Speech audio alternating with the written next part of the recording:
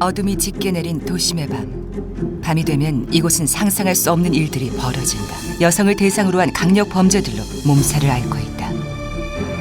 아이고, 안 당해본 사람들은 이거 모르죠. 그냥 칼 빼줘서 내가 그냥 죽을까 하는 생각도 했었어요.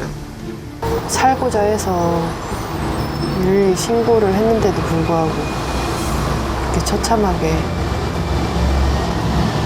죽음으로 돌아갔을까요? 공포와 두려움으로 변해버린 밤. 여성들을 노린 범죄는 왜 줄어들지 않고 증가하고 있는 것일까?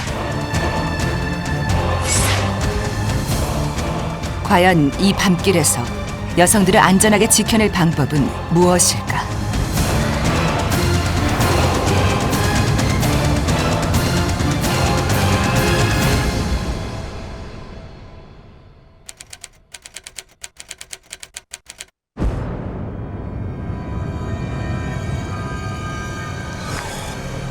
수원 팔달구에 위치한 한 대로변. 지난 4월 이곳에서 사람들을 충격에 빠뜨린 끔찍한 사건이 발생했다. 밤길에 귀가하던 20대 여성을 납치해 자신의 집으로 끌고 들어가 잔인하게 살해한 사건.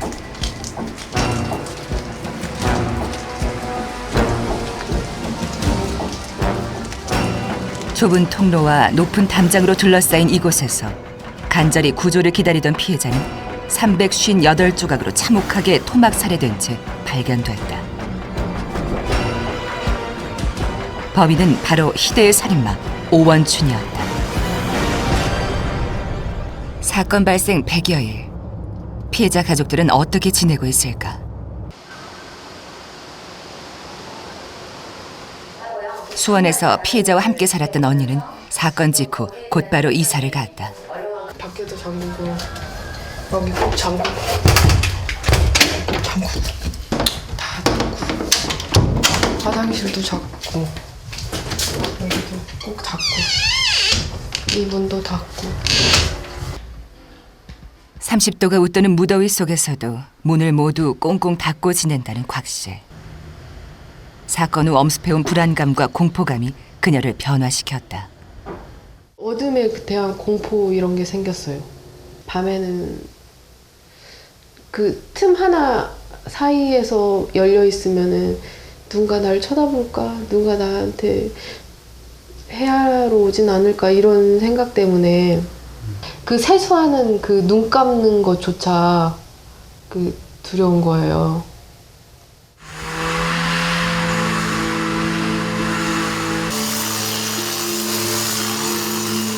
갑자기 밖에서 화단을 손질하는 전기톱 소리가 들리자 몹시 불안한 듯 온몸을 잔뜩 움츠리는 곽씨. 주변의 모든 것이 지금 그녀에겐 사건과 연관돼 있다. 소리 하나에도 민감해지고 계속 몸을 힘들게 했는데도 불구하고 밤에 잠이 안 와요. 그래서 다른 약을 또 복용하는 게 있으세요? 수면 씨. 항우울제. 집안 곳곳엔 동생의 흔적이 여전히 남아있다. 채취 남아있는 이거 다 동생이 입었던 거. 이렇게 말랐었어요. 그런 애를 냄새도 그대로 있어요.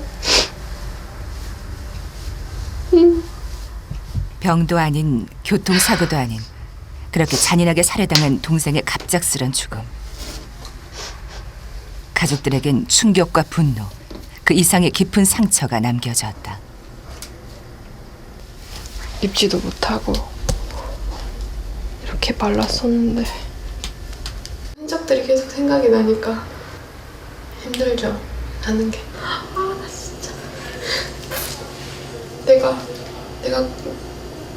먹여 살릴게. 걱정 말고 어깨에 그렇게 축 처져 있지 말고 힘내라고 아빠를 다독여준 그런 동생. 동생은 야근까지 하며 힘들게 번 돈을 형편이 어려운 부모님께 매달 드릴 정도로 효녀였다. 그런데 이렇게 허망하게 떠나버릴 줄 생각도 못했다. 잊으려 할수록 더욱 사무치게 그립다. 지금도 집으로 돌아오는 동생의 꿈을 꾼다는 곽씨. 길 가는 젊은 여성들만 봐도 죽은 동생이 떠오른다.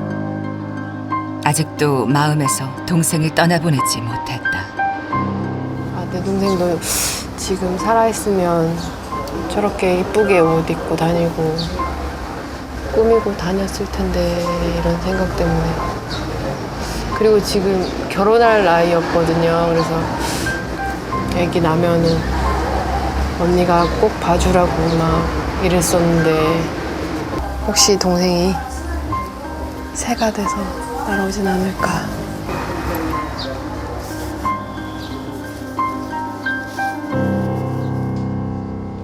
오원춘 사건의 1심 판결이 있던 날,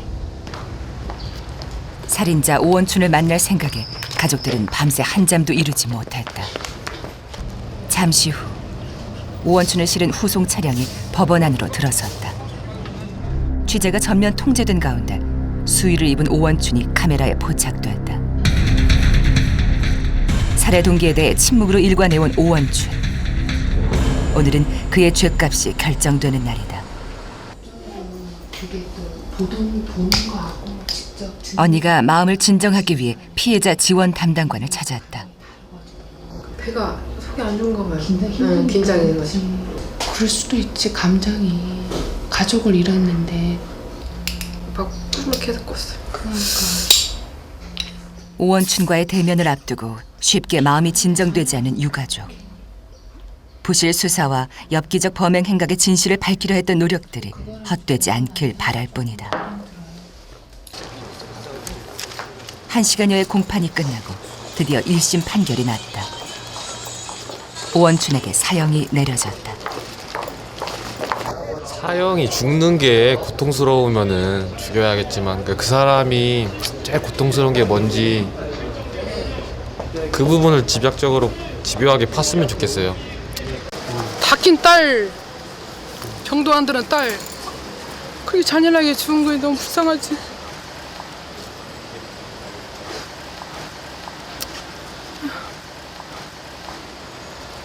수면이 아니면 잠을 못 자고 보고 싶고 날마다 부러운 것 같고 엄마 부르는 것 같고.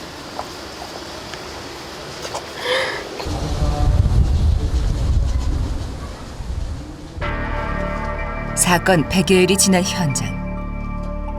범행을 저질렀던 오원춘의 집은 그날의 참상을 간직한 채 방치돼 있었다. 오원춘은 어떻게 그토록 대담하게 피해 여성을 이곳까지 끌고 와 범행을 저지를 수 있었던 걸까? 범죄 심리학과 표창원 교수와 동행해 이곳의 특징을 분석해 보기로 했다. 피해자가 그 커다란 비명 소리를 오랫동안 질렀는데도 불구하고 어느 누구도 도와주지 않고 나와주지 않았다는 것. 오원춘 스스로도 자신이 있었던 것 같아요. 여기서 아무리 소리 질러도 누구도 쳐다보거나 도와주지 않는 그런 곳이다라는 것. 그 스스로가 너무나 잘 알고 있어서 그런 범행을 한 것으로 보입니다. 새 가구가 입주해 있는 다세대 주택. 그러나 피해자는 그 어떤 도움의 손길도 받지 못했다. 납치된 지 20여 분 뒤 112에 신고 전화를 걸었던 피해자. 성폭행 당한다며 다급히 구조를 요청했지만 경찰이 부실 대응으로 일관하면서 납치 13시간 만에 피해자는 처참한 주검으로 발견됐다.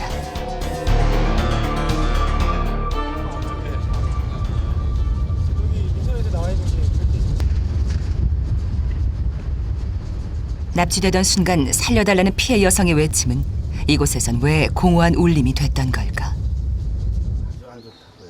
범행 현장 인근 지역은 대부분 다세대 주택 밀집 지역.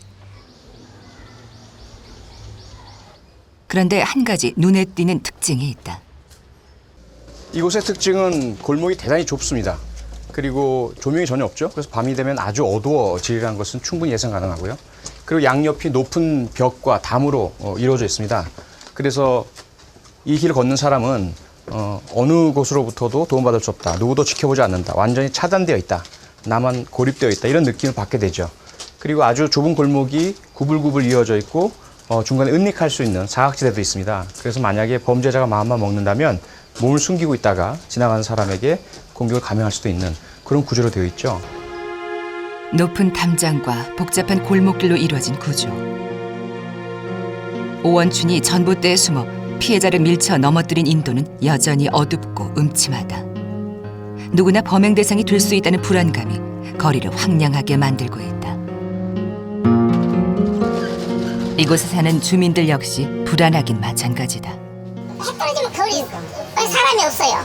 그 정도로 주민들이 불안하다 생각하고 살고 있는 거죠. 아는 사람들이 이렇게 부닥쳐도 괜히 불안하고 옆에 좀 낯선 사람이 지나가도 마음이 불안하고 마음이 편해야 되는데 마음이 불안한 거예요 괜히. 그날 저도 이 길을 지나왔거든요. 비슷한 시간대에. 그래서 아 진짜 그 일이 내가 될 수 있겠구나 이런 생각을 했었어요. 되게 시간 차이로 한 20분 전에 제가 이 길을 지나갔었거든요. 그날. 옛날에는 별 생각 없이 다녔는데 어느 순간부터인가 무섭다는 생각이 들고 좀 위험해진 것 같아요. 사건이 발생한 후에도 밤길은 여전히 불안과 공포감으로 얼룩져 있다. 사회적 약자인 여성들에게 밤길은 더 이상 자유로운 곳이 아니다.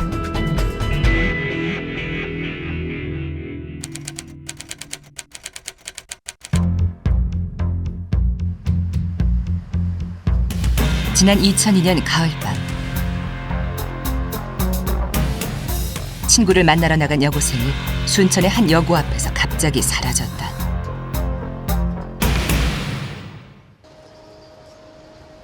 그로부터 10년, 어머니 정미령 씨는 여전히 실종된 딸을 찾고 있다. 이름은 조수민.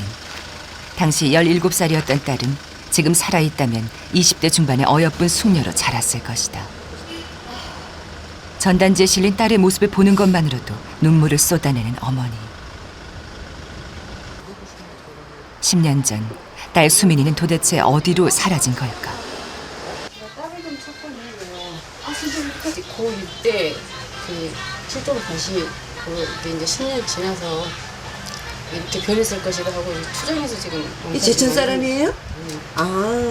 정확한 거는 아닌데 예. 제천 그 전화번호가 한번 떴었어요. 아 그래요? 그리고 그때 당시 제가 왔다가 가긴 했는데 예. 확인 안 되고 그냥 갔었거든요. 없어졌어요. 몇 년 전 제천에서 걸려온 부재중 전화 한 통에 수민이 아닌지 지푸라기라도 잡을 심산으로 이곳을 찾았다. 새로 만든 전단지엔 여고생 수민이와 20대 수민이가 함께 있다. 살아있을 거란 희망 하나로 버텨온 지난 10년이었다. 그러니까 지금 저 몽타주를 보고도 낯설어요 굉장히. 그 고등학교 때 그 모습만 기억이 있으니까. 그래서 지금 저걸 익숙해지려고 지금 가서 보고 아 이렇게 변했을 수도 있구나 지금 그렇게.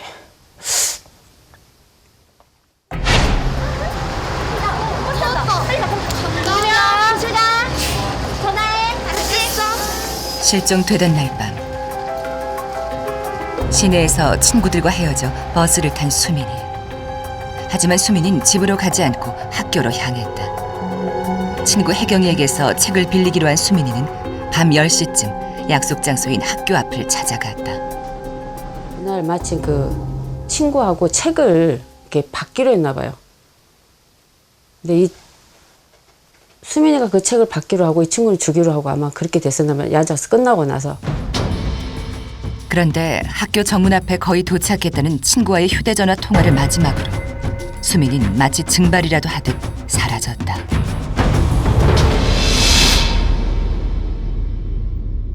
그러면 왜 가출을 했을까 이런 거 저희가 생각해 보잖아요. 근데 가출할 이유가 하나도 없는 거예요.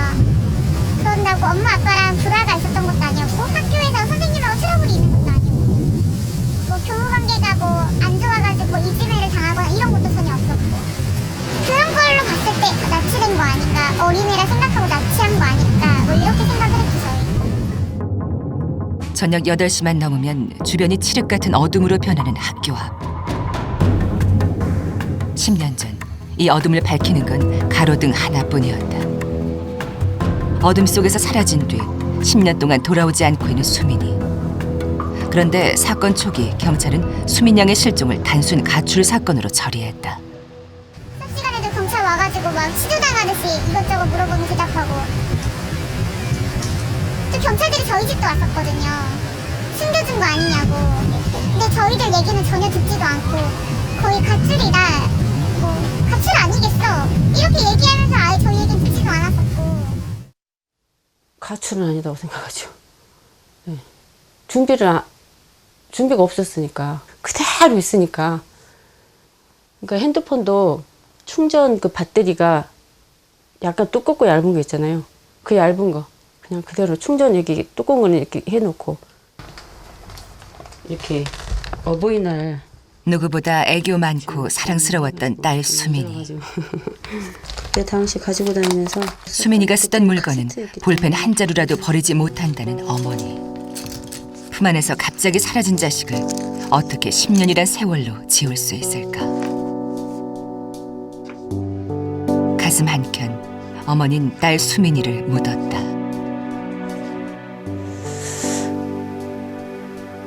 지금도 여고생들 보면 저 고개 돌려요.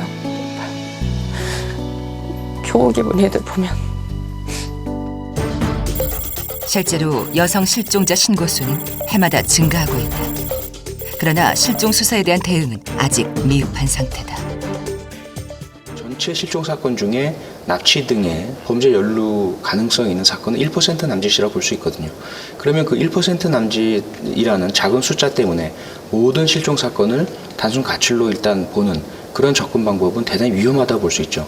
그리고 평상시 그 실종자의 생활 태도 그리고 남겨진 징후 이런 부분들을 초기에 빨리 분석을 해서 일단 범죄 연루 가능성이 있는 그런 사건의 어떤 요소들을 가지고 있다면 예를 들어서 한 5% 정도의 범위에 드는 그런 카테고리 내에 든다고 한다면 일단 범죄 연루 가능성을 두고 수사를 해야 하는 거죠.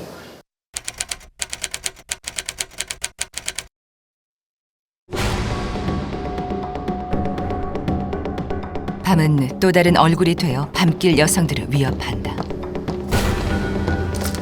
오원춘 사건의 악몽이 채 가시기도 전 여성을 노린 강력범죄가 또다시 발생했다.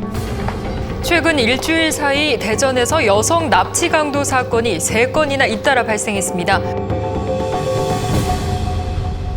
사건은 피해 여성이 늘 다니던 집 앞 골목길에서 일어났다. 차량을 주차하던 순간 납치된 피해자. 범행 현장이 사설 CCTV에 고스란히 찍혔다. 나 집을 일로 와갖고 일로 갔어요. 이렇게 여기가 집이에요. 그 여자분 집인데 여기 주차하려다가 못했어요. 밤 9시경 배낭을 맨 범인이 대상을 물색하듯 골목길을 어슬렁거린다. 이때 여성 운전자가 주차를 시도하자 자연스럽게 조수석 문을 열고 승차하는 범인. 납치하는 데 걸린 시간은 불과 1분여도 되지 않았다. 무섭게 일어난다니까요. 자연스럽게 그냥 뭐 주차하자마자 바로 조수석 옆에 문 열고 그냥 타버리는 거예요. 전날 저녁 9시쯤에 납치되고 어머니가 막 경찰들 오고 해서 막 우시고 막. 그런데 범행이 일어나는 그 순간 산책을 나온 사람들이 차량 옆으로 지나가고 있었다. 도움을 요청할 수 있었지만 피해자는 그러질 못했다. 흉기로 위협하는 범인 앞에서 공포와 두려움으로 속수무책 당할 수밖에 없었던 것이다. 게다가 범행은 금품 갈취에서 멈추지 않았다. 여관으로 끌고 가 피해자를 성폭행한 범인. 벗어나려 했지만 범인은 피해자가 도망가지 못하도록 청테이프로 손목을 묶고 감금했다. 아무 연고도 없는 여성을 잔혹하리만큼 무참히 짓밟아버린 범죄자. 용의자는 20대 후반의 남성. 그가 납치와 성폭행으로 빼앗은 돈은 현금 100만 원. 그러나 피해 여성에겐 말로 형용할 수 없는 고통을 안겼다. 집 앞에서 벌어진 끔찍한 사건. 피해 여성에게 사건은 한 번의 고통으로 끝나지 않았다. 삶의 터전을 떠나야 하는 2차 피해로까지 이어졌다. 이상한 것 같아요. 그 사건이 일어나자마자. 아무래도 그 사건이 일어나면 말이 많잖아요. 범인은 한 달 새 대전과 청주 지역을 오가며 연이어 3차례 여성을 납치, 성폭행했다. 모두 밤과 새벽 시간대에 일어난 사건. 대전, 청주 인근 지역 여성들은 공포에 휩싸였다. 사건 발생 전 범인을 목격했다는 김봉건 씨. 보통 일반인 같은 경우 이 집안이 궁금하잖아요. 이렇게 얕으니까 지나가면 이렇게 그거 한번 볼 수는 있죠. 근데 그 사람은 아예 뭐 이 정도였으니까요. 뭐 그 정도였으니까 그러니까 내가 이상하게 본 거죠. 저 정도는 저건 아니다 싶은 거죠. 싶어서 그런 거죠. 얘가 이제 나를 인식을 하고 이제 빠른 걸음 여기서는 빠르게 가더니 저쪽에서 나를 계속 쳐다보면서 빠지더라고요. 근데 제가 그때 얼굴을 좀 자세히 봤죠. 그래서 이제 차를 타고서 이렇게 파출소에 신고를 하고 이제 한 바퀴 도는 거죠. 근데 금방 없어졌더라고요. 그때 당시. 모두 동일한 수법을 사용한 용의자. 한 달 새 3건의 동일 범죄가 일어났지만 그의 행방은 묘연했다. 결국 경찰은 용의자 김민수를 공개 수배했다. 이 범인이 또 다른 제2, 제3의 범행을 할 가능성이 크다고 보고 빨리 검거하기 위해서 공개 수사로 전환하게 되었습니다. 연쇄 범죄를 저지른 범인이 도피 행각을 벌이며 활기를 치는 사이 여성 범죄에 대한 불안감은 어느 순간부터 괴담으로 번지기 시작했다.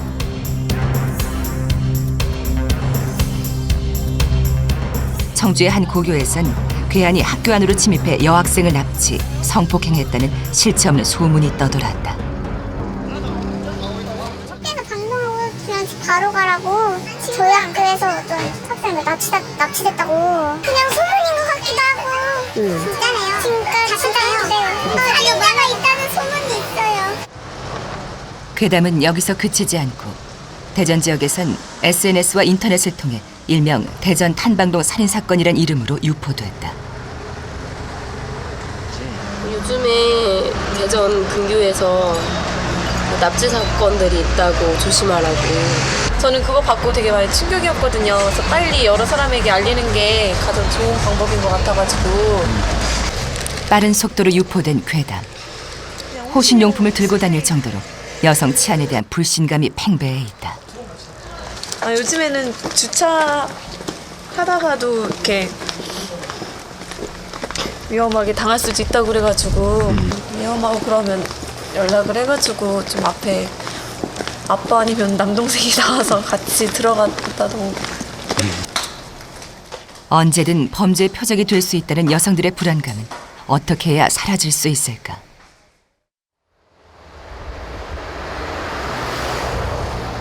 대전 연쇄 부녀자 납치범 김민수의 마지막 범행 대상은 택시였다. 여기서 내가 도망갔어요. 김민수는 도피 자금을 마련하기 위해 택시 강도를 저질렀다. 제가 이렇게 묶여 상태로 나왔을 거 아니에요. 이렇게 나가지고 탁 밀었죠. 여기서 밀고 잠깐 탁 밀고 그 순간 사이에 제가 이리로 도망갔어요. 김민수에게 납치돼 부여까지 끌려온 최 씨. 달아나다 다시 붙잡혔지만 오랜 도피 생활로 지친 범인은 다행히 택시기사 최 씨를 풀어주었다. 택시 강도 역시 또 다른 범행을 위한 수단이었다.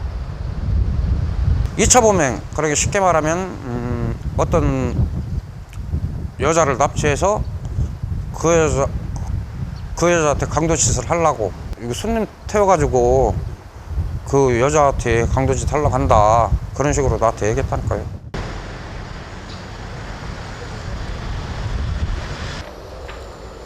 공개 수배 10여일 만에 대전 연쇄 부녀자 납치범 김민수가 검거됐다. 차분하게 현장 검증에 임한 김민수. 그는 전과 경력이 없는 초범이었다. 차에 탔을 때 어떤 식으로 협박을 했는지 그 피해자를 한번 좀 재연을 해봐요. 처음에 주문이 있었고요. 주문이 와서 누구세요? 그래서 빨리 출동하라고 하니까 그리고 목에 딱 들이대고 도피 생활 동안 살이 무려 13kg이나 빠질 정도로 불안한 시간을 보냈다는 김민수. 초범이었던 그가 어떻게 이런 큰 범죄를 저지를 수 있었던 걸까?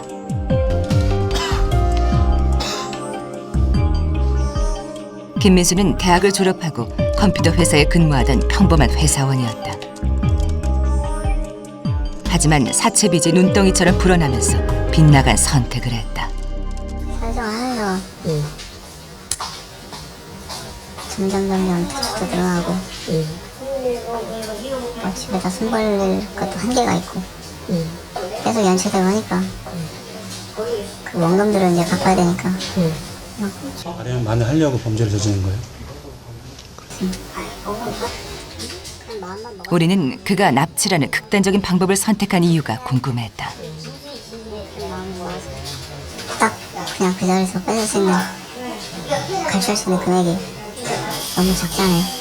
그러니까 한 번으로 끝났으면 싶어서 그러니까 카드 인출도 하고 현금 인출도 하고 다 하기 위해서는 시간도 필요했고 그래서 잡고 있었던 거고 그렇게 됐습니다.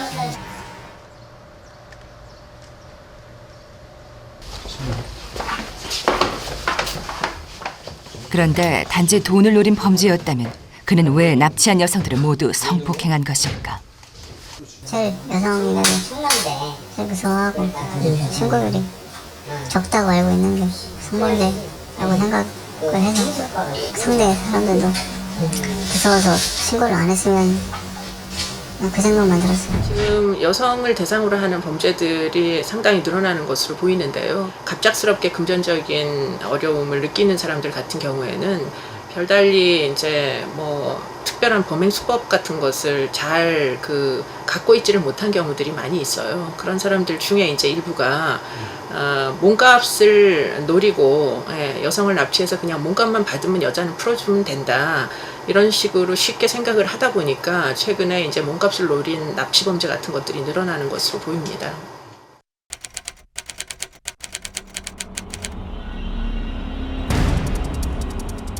매일 다니던 집 앞 골목길. 그날도 평소와 다름없이 주차를 했던 김 씨. 그녀는 기다리고 있던 범인들에 의해 납치됐다. 범인들은 김 씨를 14시간 동안 끌고 다니며 현금 인출을 시도했다. 모두 몸값을 노리고 저지른 범행. 결국 범인들은 지인에게 현금 100만 원을 받은 뒤에야 김 씨를 풀어주었다.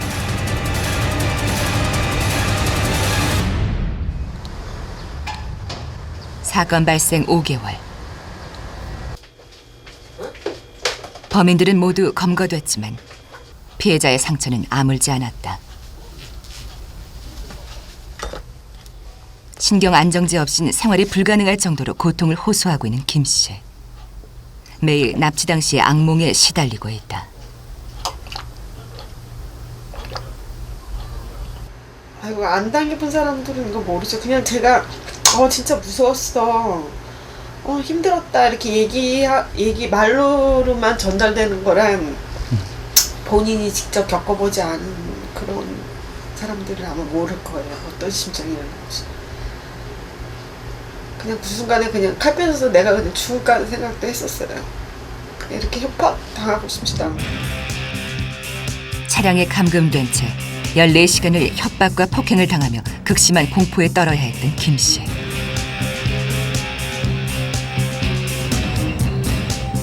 범인들이 주유소에 들렀지만 그녀는 도망치지 못했다. 그때 칼을 이렇게 들이대고 있어가지고 어떻게 할 수가 없었어요. 주유소 두 군데 들렸는데 들을 때마다 앞에 애가 칼 대고 있어 그러더라고. 저 그냥 아예 포기를 했었어요. 그때는 나 그냥 죽는구나 생각을 했어요. 사건 후 김 씨는 신경이 예민해지면서 말수도 줄어들었다. 그런 딸을 지켜보는 어머니 마음은 그저 안타깝기만 하다. 제일 안타까운 못 먹고 토하고 잠 못 자. 그리고 잠 못 자고 공포에 떨고 이러니까 나로서 어떻게 해줄 수가 없죠. 계속되는 구토 증상에 음식의 절반은 내버리기 일쑤다. 마음은 다 먹고 싶고 배부르게 막 먹고 싶은데 또 무리하면은 또 다 올리고 하니까요. 사건 이후 충격을 이기지 못해 직장까지 잃게 된 김 씨.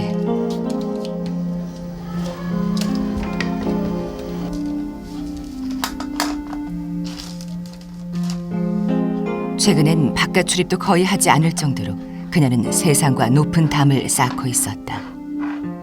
생각부터 하는 자체가 벌써 틀려지고 개인기피증 같은 것도 있고 똑바른 시선으로 이렇게 사람들을 쳐다볼 수가 없어요. 뜻밖의 겪은 사건의 충격은 피해자가 홀로 견디긴 그 무게가 너무 컸다.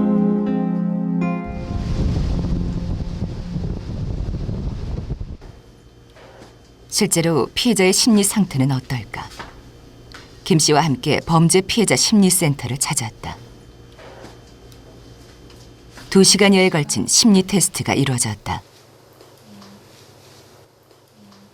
지금 어디에서 무엇을 하고 있는 건가요?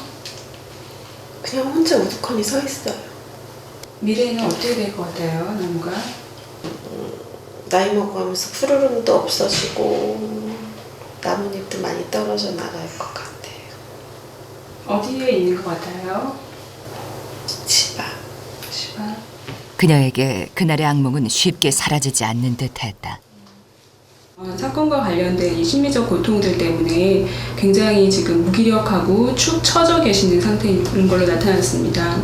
상당히 불안하고 불안정하고 또 그 현실적인 어려움을 해결해 나갈 에너지가 부족하기 때문에 어려움이 크시겠고요. 또 이분이 느끼는 어떤 불안감 같은 것이 확산되어 있는 상태로 생활 속에서 경계를 풀기가 어려울 것으로 보여집니다.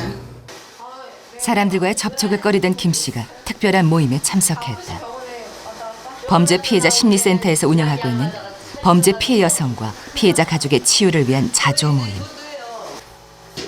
오늘은 빵과 쿠키를 함께 만들어보는 시간. 같은 아픔을 가진 사람들이 함께 한다는 것만으로도 심리 치유에 도움이 된다. 최근 묻지마식 강력범죄가 늘면서 피해자와 피해 가족들의 상처 회복을 위한 적극적인 지원이 필요한 시점이다.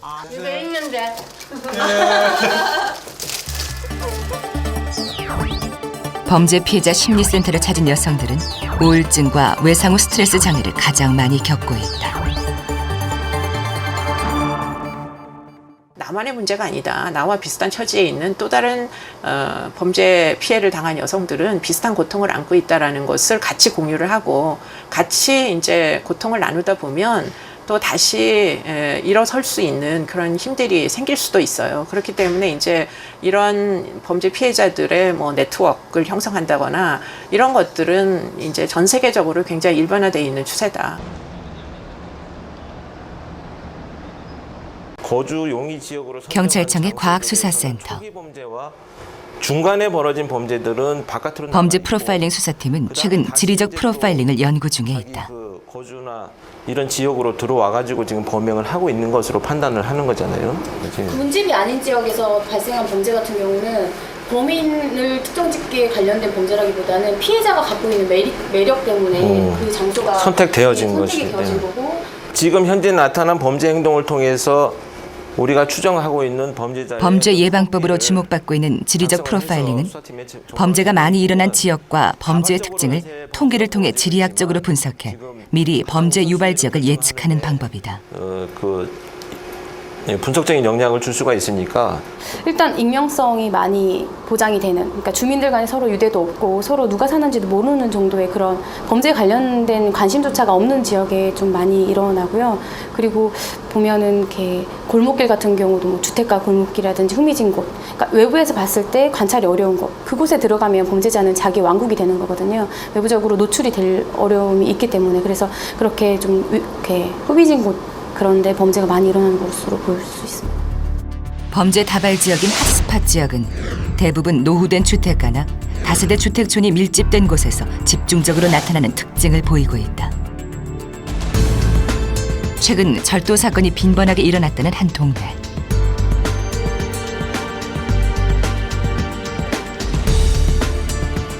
재개발을 앞두고 있는 이 지역은 여기저기 방치된 폐기물들이 골목길 곳곳에 버려져 있다.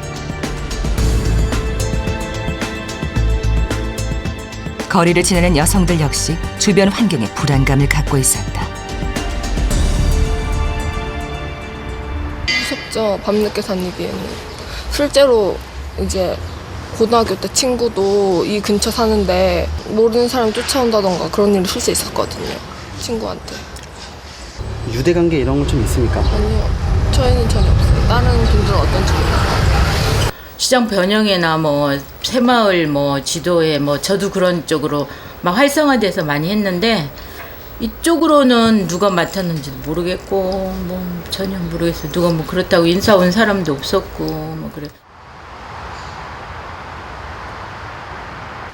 그렇다면 범죄 다발 지역이라 꼽히는 이곳은 밤이 되면 어떤 환경으로 변할까?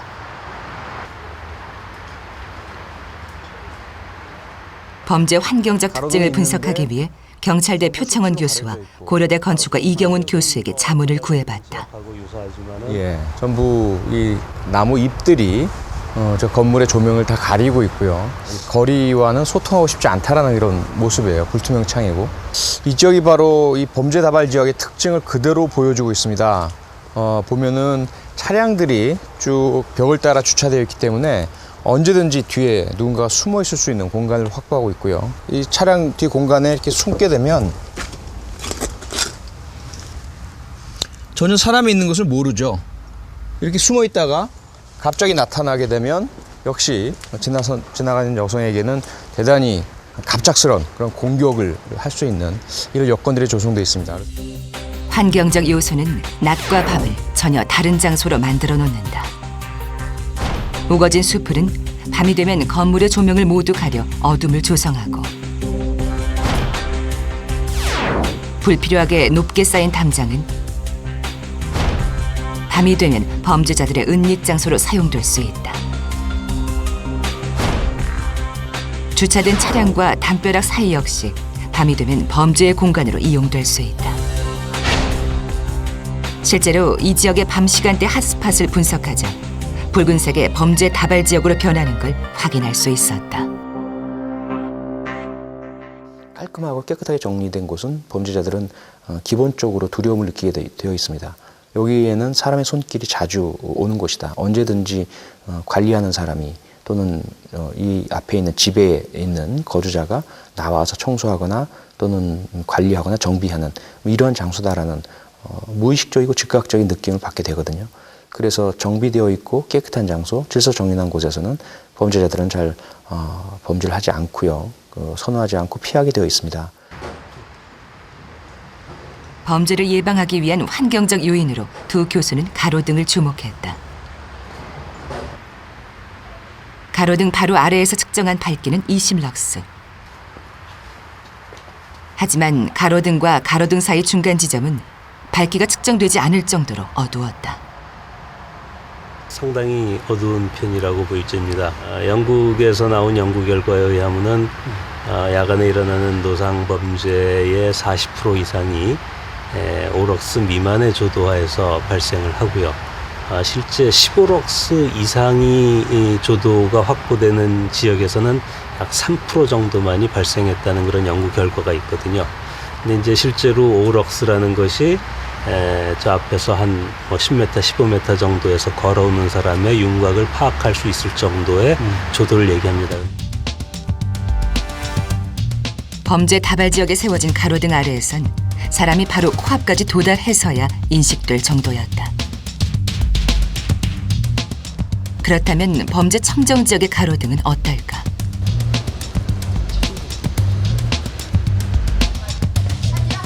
한눈에 보기에도 밝은 조명, 조도를 측정해 보기로 했다.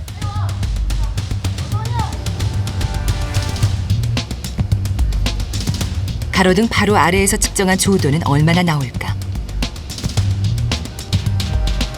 92.3럭스. 이전 지역보다 4.5배나 더 밝다.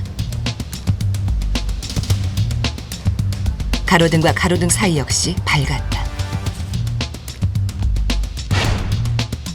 가로등의 밝기만 바꿔도 범죄율은 현격하게 줄어들 수 있다. 영국 5개 도시에서 실시한 실험에서 가로등 밝기를 높이자 총 범죄율이 감소하는 것으로 나타났다. 조명이라는 거는 조명이 밝게 밝혀진 야간에도 밝게 밝혀진다는 거는 범죄자 입장에서 볼 때 본능적으로 지금 길거리에 아무도 없는 것 같아 보여도 누군가가 내 범행을 지켜보고 있을지 모른다 하는 그런 본능적인 불안감을 갖게 해주기 때문에 범죄에 대한 상당히 강한 심리적인 억제 요인이 될 수가 있죠. 그렇기 때문에 예방적인 측면에서 본다면 오히려 CCTV보다는 조명이 더 중요한 그런 요소가 될 수가 있습니다. 도매 점포들이 밀집돼 있는 서울의 한 상가 지역.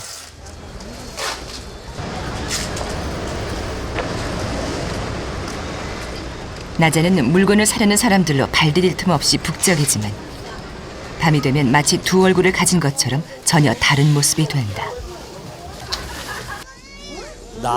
낮에하고 밤에하고는 비교할 수가 없지. 어느 정도 차이인가요? 낮하고 하늘과 땅 차이요. 그거는 뭐 그냥 시커매갖고 골목이 으슥해갖고 사람들이 사람의 선입감이라는 게 있잖아요. 선입감이라는 게 있어갖고선 여기 골목에 첫 발도 뒤로 놀라고 그러질 않아. 밤에는. 도와줄 만한 사람이 없어요. 다 퇴근하고 없기 때문에 한 99%가 빈다고 봐야 돼요. 저녁이 되자 인적이 사라진 상가 골목은 어둡고 음침한 공간으로 변했다.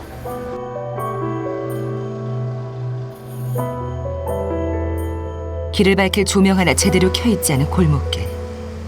여성들은 이런 환경 속에서 누구의 도움도 받을 수 없는 치안 부재에 놓인다.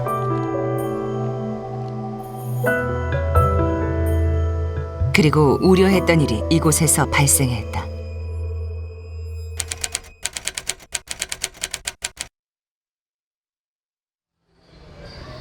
도매 상가 안에 위치한 한 호프집. 새벽녘 가게에서 잠을 자던 여 종업원이 성폭행을 당했다.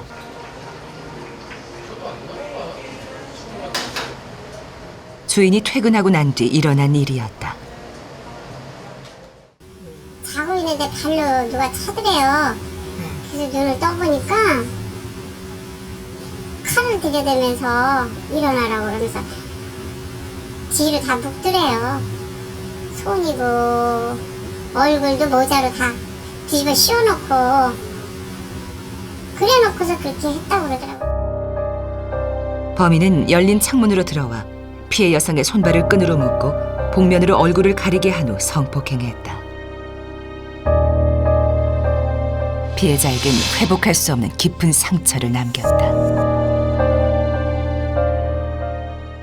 얼굴이 좀 푸석푸석하고 막 부었어요. 얼굴을 몰려버릴 정도로 부어갖고 왔더라고요. 몸이 우선이니까 병원에 가봐라. 그래서 보냈어요. 가는데 참 마음이 참 되게 안 좋았어요. 종업원이 당한 일이었지만 여 사장 역시 그 시간에 있었더라면 범행 대상이 됐을지 모른다. 사건 후 밤에 대한 두려움이 커지면서 10시 전 가게 문을 닫고 있다. 예전에 11시에서 11시 반 사이 뭐 그때까지는 했어요. 근데 요즘은 이제 그러고 나서는 그냥 웬만하면 일찍 들어가요.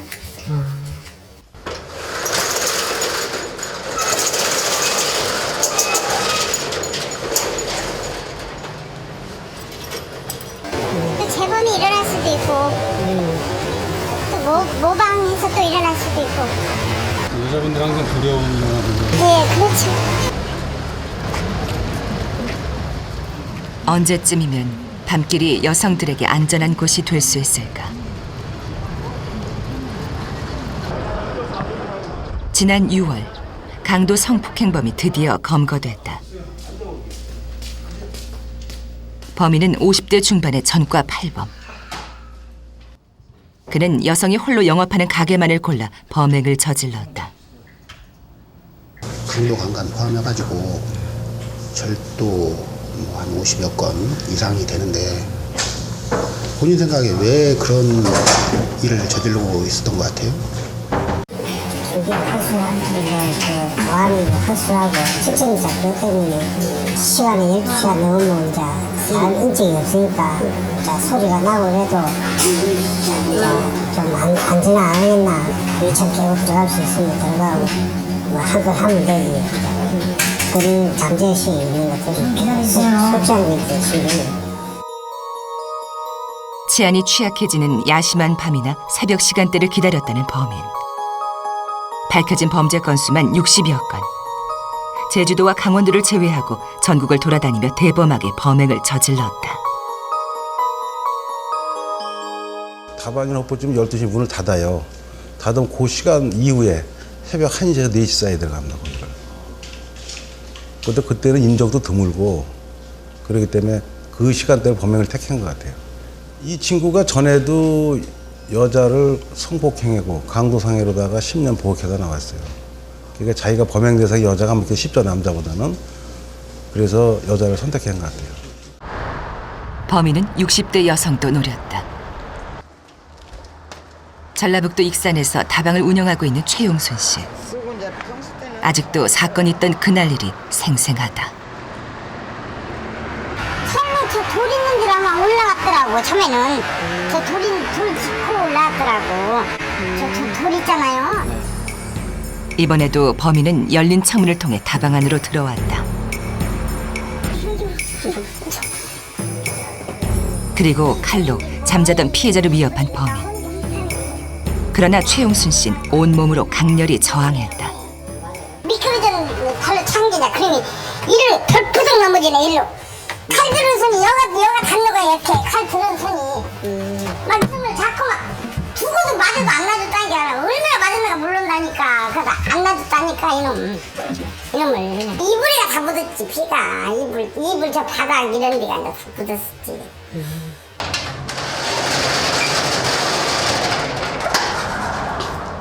성폭행의 피해는 면했지만 자칫 목숨을 잃을 수도 있었던 상황. 끔찍한 기억이 남아있는 장소지만 삶의 터전이니 떠날 수도 없었다. 피해 여성에 대한 범인의 생각은 어떨까? 그렇게 피해를 당한 여자는 어떤 강간을 당한 피해자는 여자로서 어떤 치명적인 건데 그걸 인정하는데 맞습니다. 아무 생각 안 들어요. 그런 생각을 하면서도 그런 부분에 대해서 내 자신도 내 자신을 이해가 안 나고 제 나름대로 노력하려고 했는데 그냥 자꾸 자기한 상대에 보내는 거예요. 여성에 대한 왜곡된 시각 역시 여성 범죄를 부른다. 여성 대상 성폭력 사범들이 수감돼 있는 남부 교도소. 수감자들의 교육재활센터가 언론 최초로 공개됐다. 이곳에선 오늘 아주 특별한 수료식이 열린다. 바로 고위험군 성폭력 사범들의 300시간 교육이 끝난 것이다. 남부교도소는 국내 최초로 300시간 전문 교화 프로그램을 지난 6개월간 실시했다. 교육은 각 분야 전문가들이 모여 심리, 인지, 행동, 종교 등 다양한 영역에서 치료 프로그램을 실시했고 재소자들이 그 과정에서 조금씩 변화됐다.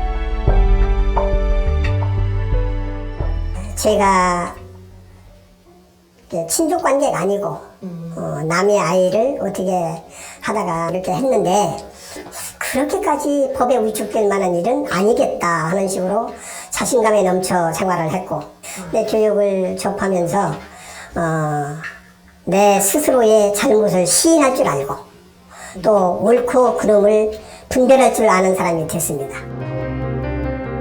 지난 2006년부터 국내 총 6개의 교도소에서 6,400여 명의 재소자들이 교화 프로그램을 수료했다. 그러나 형식적인 교육은 그동안 큰 성과를 거두지 못했었다. 성폭력 사범에 대한 교육은 범죄 원인에까지 우리가 그 대책을 세워야 합니다. 지금까지는 구금이라든지 혹은 작업이라든지 직업훈련 이런 측면에 수용자들 교육이 많이 이루어졌지만 성폭력 사범은 그 심리, 행동, 정서의 문제가 있기 때문에 거기에 대한 원인적인 해결을 위해서는 전문가의 체계적이고 과학적인 그런 치료 프로그램이 필요합니다. 성폭력 재범률이 50%를 넘어서는 만큼 처벌식 위주의 예방만으로는 범죄율이 줄어들지 않는다. 이런 교화 교육을 통한 여성 범죄 예방은 그 효과를 보기 위해선 장기적 투자가 필요하다.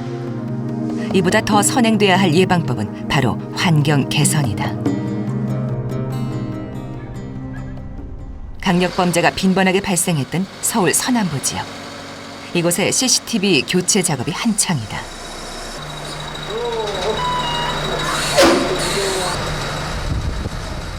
고화질에 360도 회전하는 신형 CCTV를 설치하고 있다.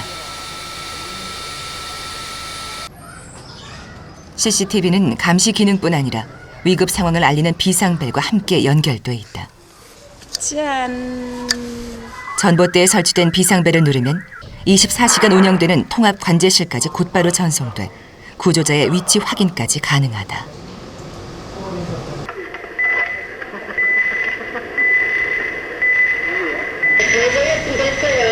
네, 알겠습니다. 지난 2009년에 도입한 이 시스템은 범죄율을 줄이는 데도 한몫을 하고 있다.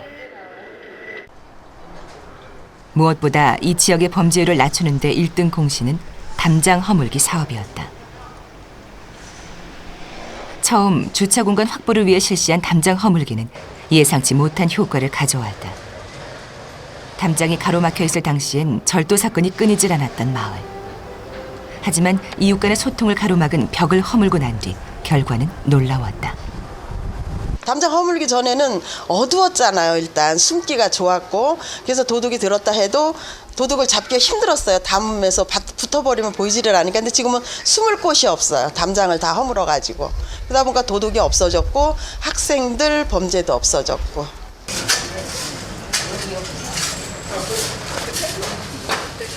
깨끗한 거리 환경을 위해 주민들이 공동으로 화단 꾸미기 작업도 함께하고 있다. 옥녀이가 와야 일하지. 옛날 여기 안에 여기다 한번 넣어줘봐. 이렇게 함께하는 일이 많아지니 자연스럽게 이웃 간의 소통도 활성화됐다. 됐어, 야, 거기다 넣어봐. 그 노력의 결과는 범죄율의 변화로 돌아왔다.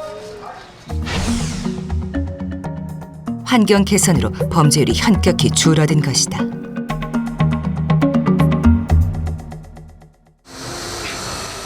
밤 10시. 직장에서 퇴근한 자율방범대 대원들이 순찰을 돌기 시작한다.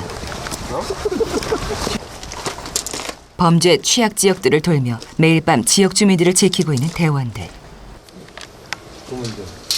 전국엔 약 12만 명의 자율방범대원들이 있지만 법적인 보호를 받지 못하고 있다. 지역 주민들 스스로 범죄 예방에 나서는 자율방범대 활성화 역시 여성 범죄 예방책이 될 수 있다. 집이 어디야? 얼른 집에 들어가야지. 위험해. 가족들 생각해서 그냥 봉사만 가지고 하는 거기 때문에요. 그냥 다른 거 생각하고 하기 힘들 것 같고 그냥 자기 가족들 위해서 한다고 해야 될까요? 밤은 오늘도 어김없이 찾아온다. 그리고 그 밤길 위에 여성이 있다. 점점 더 흉포화되고 잔혹해지는 밤길 여성 범죄. 요즘 서울 곳곳에서 성폭행 미수 사건이 잇따르고 있습니다. 여성을 살해한 뒤 암매장한 남자가 붙잡혔습니다. 더 이상 여성에게 두렵고 공포스러운 밤길이 되지 않기 위해서 지금 우리는 최선의 방법을 찾아야 할 때다.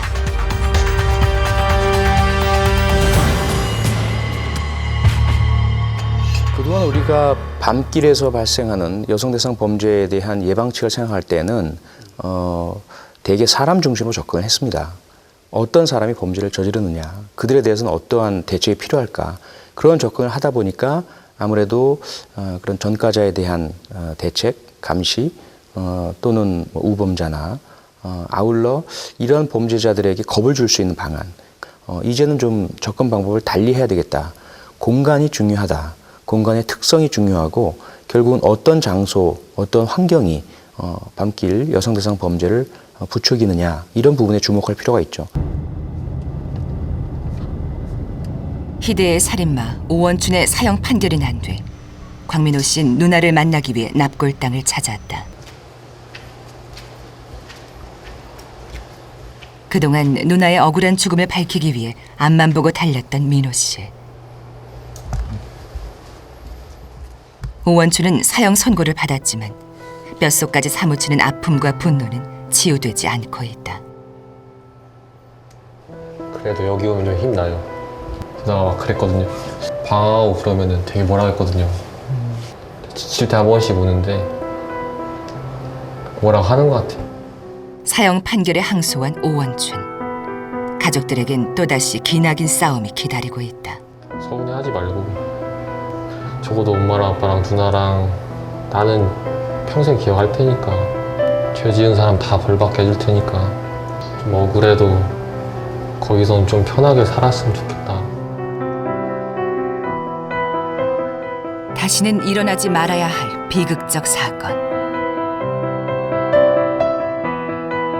이런 밤길 범죄의 피해 여성이 더 이상 생겨나지 않도록 사회가 나서야 한다.